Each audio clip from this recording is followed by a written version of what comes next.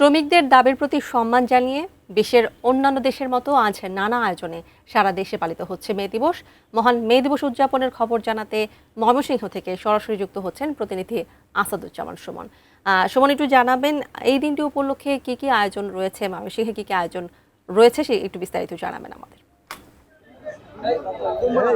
তানিয়া, ধন্যবাদ আপনাকে। আপনি যেমনটি বলছিলেন যে এই যে সারা বিশ্বের ন্যায় বাংলাদেশেও কিন্তু এই মে দিবস যথাযোগ্য মর্যাদায় পালন করা হচ্ছে, সেটির ন্যায় ময়মনসিংহেও কিন্তু এটি উদযাপন করা হয়েছে। আমরা দেখছি যে সকাল থেকে জেলা প্রশাসনের উদ্যোগে এই র্যালি বের হয়েছে এবং শ্রমিক যে সংগঠনগুলো রয়েছে সেই সংগঠনগুলো কিন্তু এই যে এই মে দিবস সেটি উদযাপনের জন্য নানা রকম প্রস্তুতি হাতে নিয়েছে। আমরা রয়েছে এখানে দেখছি যে বিভিন্ন শ্রমিক সংগঠন রয়েছে যেগুলো ভালুকা উপজেলা শ্রমিক দল একটি র্যালির উদ্যোগ নিয়েছে। সেটিতে এখানকার যে র্যালিতে প্রধান অতিথি হিসেবে উপস্থিত থাকবেন এখানকার স্থানীয় যে সংসদ সদস্য রয়েছে ফখরুদ্দিন আহমেদ বাচ্চু, তার নেতৃত্বে এই মিছিলটি এই যে এই শহরের প্রধান প্রধান সড়ক প্রদক্ষিণ শেষে কিন্তু ভালুকা সরকারি কলেজ মাঠে একটি বিশাল সমাবেশের কথা রয়েছে এবং যারা শ্রমিক নেতৃবৃন্দ রয়েছে তারা বলছেন যে এই শ্রমিকদের যে অধিকার